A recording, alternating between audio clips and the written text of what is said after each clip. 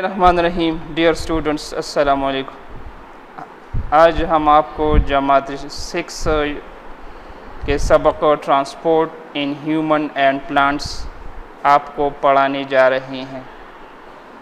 Page ہے 16. A living organism always requires certain material for their life processes.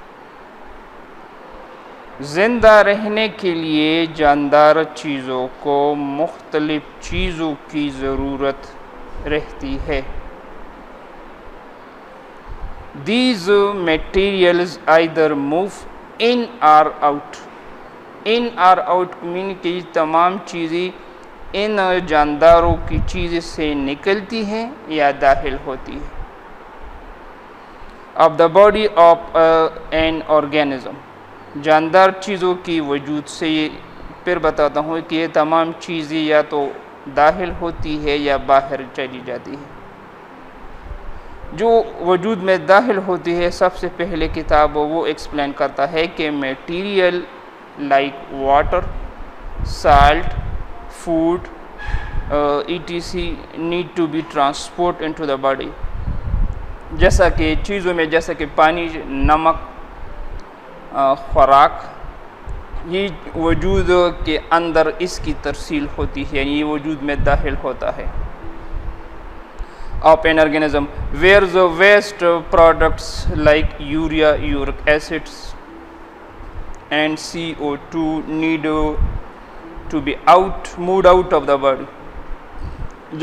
جیسا کہ urea, York acid وغیرہ، carbon ڈائی oxide یہ انسان کی وجود سے باہر نکلتا ہے. This movement of materials into and out of the body or cells of an organism is called transport system. جانداروں کی وجود میں جو چیزیں داخل ہوتی ہے اور جو چیزیں نکلتی ہے اس آمد و رفت کو ٹرانسپورٹ سسٹم کہتے ہیں. جانداروں کا ٹرانسپورٹ سسٹم کہا جاتا ہے جاندار چیزوں.